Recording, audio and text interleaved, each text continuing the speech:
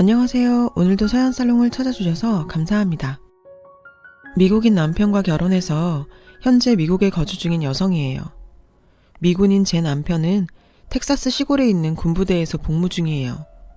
우리나라로 치면 완전 깡촌이죠. 땅도 넓어서 주위가 허허벌판인데다 가장 가까운 마트에 갈래도 차로 40분은 달려야 하는 곳이죠. 하지만 이곳에서 저는 외롭지 않게 잘 지내고 있어요. 남편 동료의 아내들과 친해져서 친구처럼 지내고 있고 시댁도 멀지 않은 거리에 있거든요. 차로 30분 정도 거리니까 땅 넓은 미국에서는 이 정도면 이웃이죠. 시부모님은 한국에서 쭉 살다 타국으로 시집온 저를 딸처럼 아껴주시고 예뻐해주세요. 특히 시댁 식구들 중에는 누구보다 제게 힘이 되어주는 사람이 있는데요. 바로 남편의 여동생인 제 시누이예요. 저와 1살 차이가 나는 시누이와 저에겐 특별한 인연이 있어요. 시누이는 한국인이거든요. 정확히 말하자면 한국계 미국인이에요. 한국에서 입양된 입양아죠. 유창하진 않지만 한국말도 어느 정도 할 줄 알아서 의사소통도 가능해요. 시누이 얘기는 나중에 하고 먼저 제 얘기부터 시작할게요. 앞에서 말했다시피 저는 결혼 후 미국으로 오게 되었어요. 그 전에는 미국과 전혀 상관없는 인생을 살았죠. 저는 평범한 가정에서 외동딸로 태어났는데요. 형제 자매가 없어서 어린 시절에 늘 외로웠어요. 성격도 소심한 편이었고요. 그래서 놀이터에 가도 다른 아이들과 어울리지 못하고 구석에서 혼자 놀았죠. 선뜻 다가갈 용기가 없었거든요. 그러니까 제가 6살 때였어요. 그날도 전 혼자 놀이터에서 모래놀이를 하고 있었죠. 그런데 어떤 남자애들이 와서 제 모래놀이 삽과 그릇들을 뺏어가지 뭐예요. 저는 당황해서 어쩌지도 못하고 돌려달라고 조그맣게 말했어요. 그 애들은 그런 절 놀리기만 했죠. 당황한 저는 울먹이기 시작했어요. 그때 뒤에서 누군가 소리쳤죠. 야, 어디 남의 걸 뺏어가? 니들이 도둑이야? 경찰에 신고한다. 누군가 하고 돌아봤더니 저희 동네에 사는 언니더라고요. 절 괴롭힌 아이들을 향해 휴대폰을 들고 소리치고 있었죠. 아이들은 그 모습에 겁을 먹었는지 제 장난감을 던지고는 도망쳤어요. 언니는 제게 다가왔어요. 신경 쓰지 마. 근데 괜찮니? 왜 혼자 놀고 있었어? 언니는 다정하게 물었어요. 그제서야 안심이 된 저는 나도 모르게 앙 하고 울어버리고 말았죠. 언니는 그런 저를 안아주며 달래줬어요. 나는 김지희야. 넌? 정수진. 그날 이후 우린 친해졌어요. 집도 가까웠고 부모님이 맞벌이 하시는 탓에 유치원이 끝나면 늘 집에 혼자 있어야 했던 제게 언니는 선물 같은 사람이었으니까요. 당시 7살이었던 언니는 유치원에 다니지 않았어요. 언니 동생도요. 형편이 넉넉지 못해서 그랬나 봐요. 언니는 자기 집에 절 데려가선 가족들도 소개시켜주고 맛있는 것도 주었죠. 언니 남동생은 저보다 어렸는데 저를 잘 따르고 착했어요. 언니네 엄마와 아빠도 저를 무척 귀여워해 주셨고요. 저랑 1살 터울인 언니는 저의 유일한 친구였고 가장 든든한 백이었죠. 제 얘기를 들으신 부모님께서도 언니한테 정말 고마워하셨고 제 손에 들려 언니네 집에 선물을 보내거나 음식을 보내기도 하셨어요. 그러다 부모님들도 서로 친해지셨고요. 저희 부모님은 언니네 집 형편이 넉넉지 않다는 걸 알고 계셨어요. 그래서 제 옷과 신발을 살 때 언니랑 언니 남동생 것도 함께 사서 선물하시곤 했죠. 그러던 어느 날 언니는 제게 자기네 집에서 자고 가면 안 되냐고 물었어요. 언니네 부모님과 남동생이 시골 할머니 댁에 가서 혼자 있어야 한다고요. 저는 왜 언니는 안 가냐고 물었죠. 그랬더니 할머니가 언니를 싫어한다는 거예요. 언니가 가면 기집애를 왜 데려왔냐고 매번 구박을 하신다고요. 그래서 언니가 가기 싫다고 했고 언니 부모님도 허락을 해주셨대요. 저는 엄마한테 허락을 받고 언니네 집에서 하룻밤을 보낼 수 있었어요. 당시 초등학교 1학년이던 언니는 나이답지 않게 간단한 요리도 하고 설거지, 청소도 다 잘했어요. 어린 제가 봐도 놀라울 정도로요. 그렇게 잘 자고 다음날 아침에도 언니랑 재밌게 놀고 있는데 저희 엄마가 찾아왔더라고요. 그런데 엄마 얼굴이 하얗게 질려있지 뭐예요. 지희야, 얼른 나와. 아줌마랑 갈 데가 있어. 엄마는 언니랑 저를 데리고 나와 잡아놓은 택시에 태웠어요. 그리곤 기사님께 빨리 가달라고 부탁을 하시더라고요. 도착한 곳은 큰 대학병원이었어요. 엄마는 언니와 저를 병실로 데려갔어요. 그곳엔 환자 한 명이 병상에 누워 있었죠. 언니네 아빠였어요. 붕대를 감은 채 산소호흡기를 차고 있더라고요. 언니는 아저씨를 보자마자 울음을 터뜨렸죠. 저도 언니를 따라 울었고요. 엄마는 저랑 언니를 달래주셨어요. 1시간 정도 지나 저희 아빠도 병원으로 달려오셨어요. 안 됐어. 일단 우리가 장례식 절차를 밟아야 할 것 같은데. 전 아빠가 무슨 말을 하는지 몰랐어요. 그런데 알고 보니 언니네 부모님과 남동생이 타고 있던 고속버스를 음주운전 차량이 들이받아 사고가 났다지 뭐예요. 고속버스 승객들 중에는 중상자와 사망자가 많이 나왔는데 사망자 중에 언니네 엄마와 남동생이 있었던 거죠. 다행히 언니네 아빠는 운 좋게 목숨은 건지셨지만 다리를 많이 다쳤대요. 의사 선생님 말이 수술을 해도 앞으로 정상적인 활동은 불가능할 거라고 했대요. 저희 부모님은 꼼짝 못하시는 아저씨 대신 언니네 엄마와 남동생 장례식을 치러주셨어요. 그런데 조문객도 별로 없어서 적막하던 장례식장에 소동이 일어났어요. 언니네 할머니가 오셔선 언니네 엄마 영정사진에 사뜨질까지 하며 고래고래 소리를 지르셨거든요. 전현이 내 아들을 병신 만들고 귀한 손자까지 데려갔다고요. 그리고는 언니를 보시곤 왜 너만 살아남았냐고, 쓸모없는 년이 살아남았다고 달려드시는 걸 저희 아빠가 막으셨어요. 지금 생각해도 정말 말도 안 되는 소리였죠. 그렇게 하루아침에 가족을 잃은 언니와 아저씨는 혼이 나간 사람 같았어요. 아저씨는 보험으로 병원비는 해결이 되었지만 다리가 그렇게 되셔서 배달 일도 그만두셔야 했습니다. 생활은 가능했지만 아저씨는 한동안 술만 드셨어요. 언니는 그 와중에도 꿋꿋하게 학교를 다녔고요. 언니는 저희 엄마가 보살펴 주셨는데요. 가끔 아저씨가 술을 많이 드시면 언니가 저희 집에 전화를 했어요. 술 냄새가 너무 심해서 못 자겠다고요. 그럼 엄마가 언니를 집에 데려와 재웠죠. 전 언니가 밤에 몰래 우는 것도 본 적이 있어요. 그렇게 2년쯤 지난 어느 날이었어요. 집에서 숙제를 하고 있는데 언니가 찾아왔더라고요. 문을 열어보니 언니가 울고 있더라고요. 왜 그러냐고 물어보니 자기랑 같이 집에 좀 가자는 거예요. 놀라서 따라가 보니까 집안에 아저씨가 누워 계시더라고요. 아빠가 숨도 안 쉬고 아침에 학교 갈 때도 자고 있었는데 지금도 안 일어나. 언니는 엉엉 울기 시작했어요.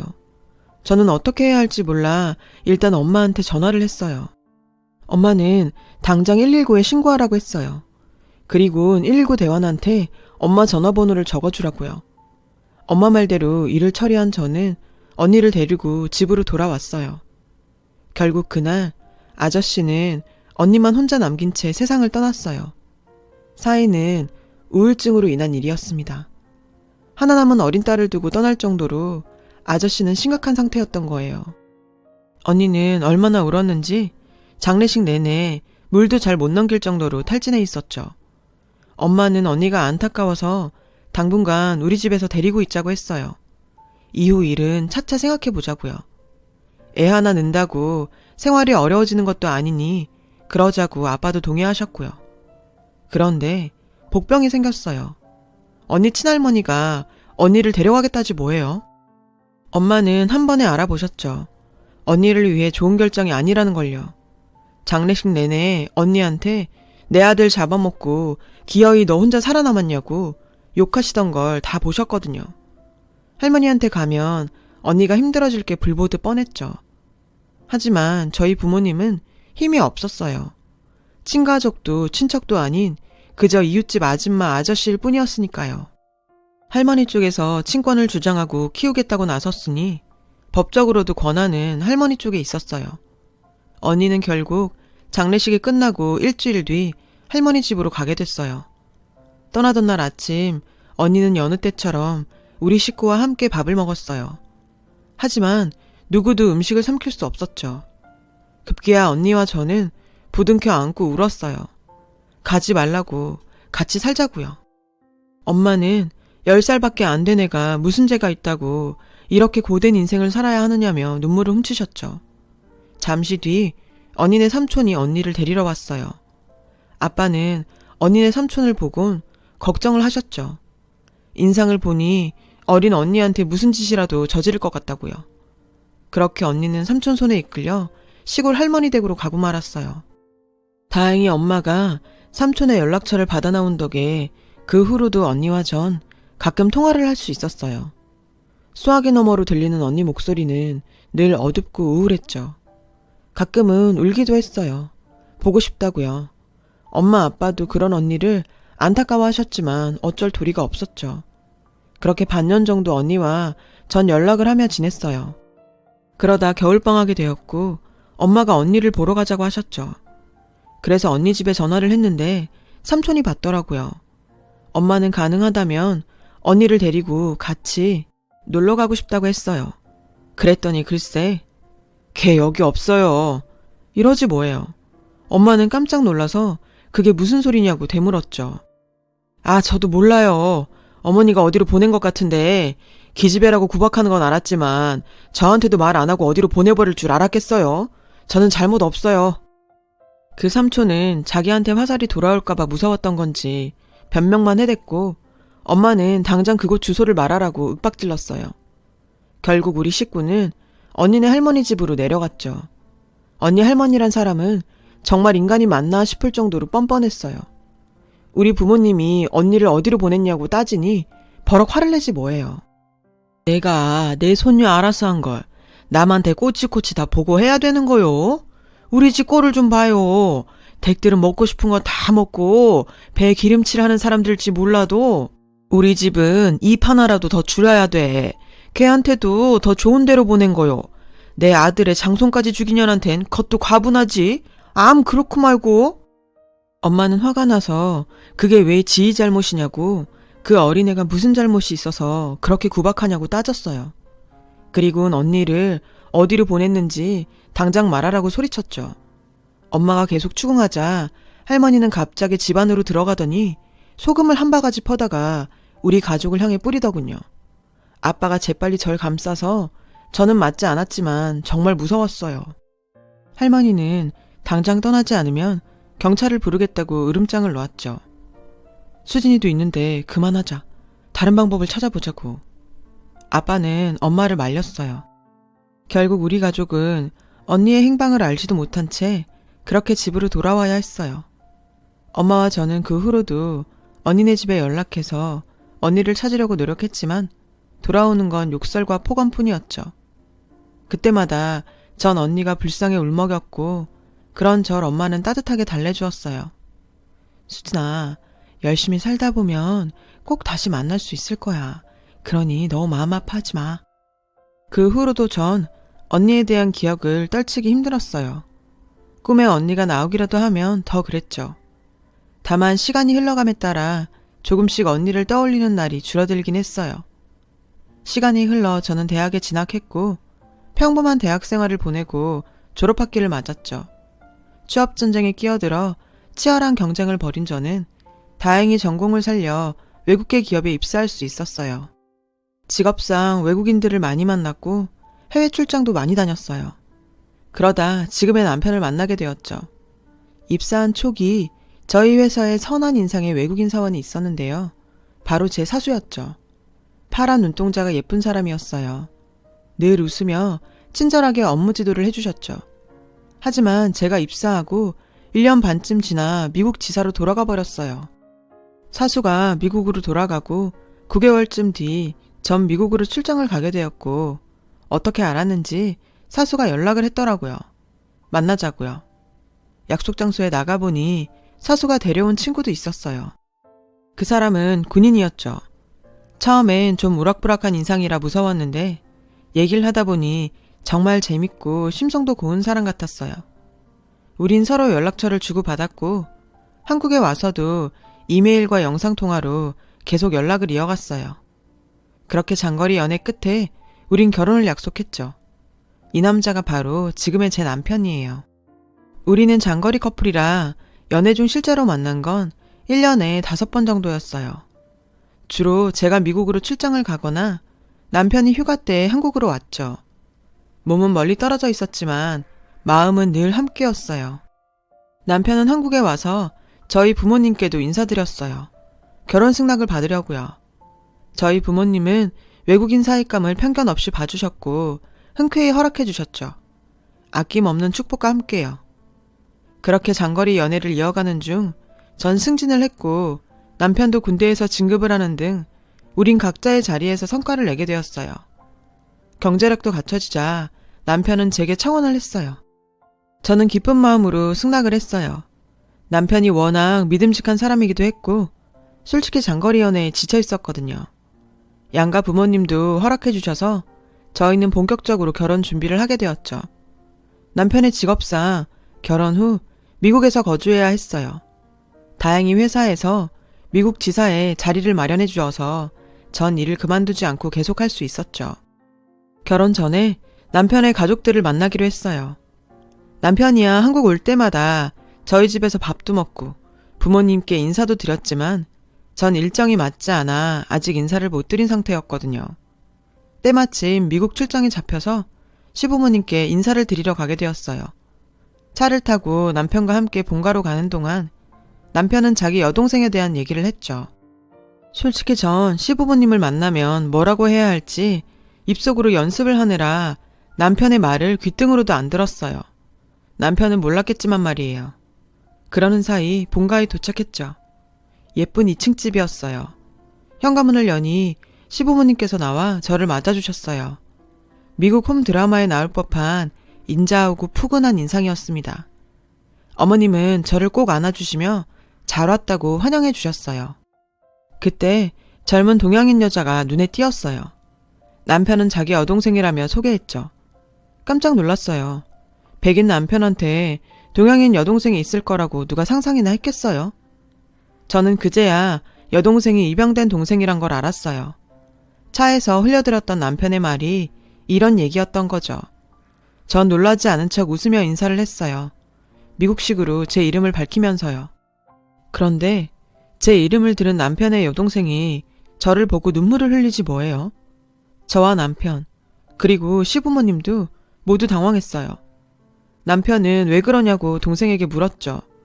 그러자 여동생은 제게 다가와 말했어요. 영어가 아닌 한국말로요. 수진아, 나야. 나 언니야. 어릴 때 같이 놀았어. 지희 언니. 어설픈 한국어였지만 저는 그녀의 말을 알아들을 수 있었어요. 오랜 시간 제 마음속에 간직했던 한 사람, 지희 언니였으니까요. 언니? 정말 언니야? 언니는 어릴 적 얼굴이 많이 남아있지는 않더라고요. 어릴 때도 예뻤지만 더 예뻐진 언니였습니다. 어느새 두 눈에 눈물이 차오른 전 언니를 향해 울먹이며 말했어요. 언니는 달려와 저를 왈칵 끌어안았어요. 저도 언니를 끌어안고 엉엉 울었죠. 남편과 시부모님은 이게 무슨 상황인가 어리벙벙하게 서 있다가 언니를 통해 제 얘기를 들으시고는 놀라서 입을 다물지 못하셨어요. 어머님은 세상에 무슨 이런 기적 같은 일이 있느냐고 눈물을 훔치셨죠. 언니는 저와 헤어진 이후의 이야기를 들려주었어요. 당시 언니네 할머니는 언니를 지인집에 식모로 보냈더라고요. 언니 월급은 할머니 계좌로 꼬박꼬박 들어갔고요. 언니는 노예처럼 구박을 받으며 일을 해야 했죠. 고작 10살짜리가요. 견디다 못해 3달 만에 새벽에 몰래 집을 탈출했대요. 지쳐 쓰러질 때까지 걷고 또 걷다가 저 멀리 교회 십자가를 보곤 무작정 교회로 들어갔대요. 그리곤 다짜고짜 목사님을 붙잡고 도와달라고 말하곤 그대로 혼절했어요. 목사님은 언니를 교회 부속 보육원으로 데리고 가셨대요. 그곳에서 언니는 할머니한테 보내질 게 두려워 자기 이름도 말하지 않고 부모님이 돌아가셨다는 말만 했다더군요. 목사님은 언니 나이가 있어서 입양은 힘들 거고 보육원에서 양육하는 걸로 하자고 했다나 봐요. 그런데 목사님의 예상을 깨고 언니를 입양하겠다는 부부가 나타난 거예요. 바로 저희 시부모님이었죠. 언니는 그렇게 입양되었고 10살 겨울 미국으로 오게 되었어요. 미국에서 양부모님의 사랑을 듬뿍 받고 자란 언니는 대학을 졸업한 뒤 현재 디자이너로 일하고 있대요. 언니는 저를 단 한순간도 잊어본 적이 없다고 하더군요. 미국에서 영어를 공부하면서 한국말이 흐릿해졌지만 제 이름만큼은 절대로 잊지 않으려고 매일매일 노트에 적어가며 기억을 했다고 했어요. 언젠가 꼭 만날 거라 믿으면서요.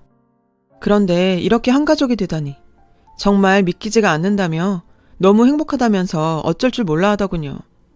전 이 소식을 한국에 계신 부모님께 전해드렸어요. 부모님도 놀라서 입을 다물지 못하셨죠. 부모님은 결혼식 일주일 전에야 미국에 오셔서 상견례 자리를 가지셨는데 그때 언니를 보고는 정말 많이 우셨어요. 그건 언니도 마찬가지였죠. 언니 말로는 한국에서 저희 친부모님이 돌아가시고 저희 부모님을 자기 엄마 아빠라고 생각했었대요. 할머니만 아니었다면 그때 한 가족이 될 수도 있었으니 틀린 말은 아니죠. 그렇게 감동적인 재회 후 저와 남편은 결혼식을 올렸고 저와 언니는 진짜 가족이 되었어요. 남편이 질투할 정도로 언니와 저는 늘 붙어 다녔어요. 시댁에도 자주 놀러가서 언니랑 밤새 수다를 떨곤 하는데요. 10년 넘게 쌓아온 밀린 이야기들을 풀어내기엔 밤이 너무 짧아서 늘 아쉬워하고 있죠. 어린 시절 시작된 작은 인연이 10수년이 지난 지금 한 가족으로 완성될 줄 누가 알았겠어요. 저희 부모님도 먼 타지 생활을 걱정하셨는데 어릴 때처럼 지희가 있어 외롭지 않겠다시며 마음을 좀 놓으시고요.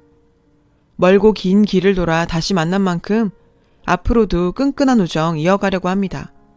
제 긴 사연을 들어주셔서 감사드려요. 인연이 소중한 하루 되시길 바래요. 여러분, 사연 댓글에 응원과 현명한 조언 부탁드려요. 좋아요와 구독은 저에게 큰 힘이 됩니다. 오늘도 좋은 일 가득하세요.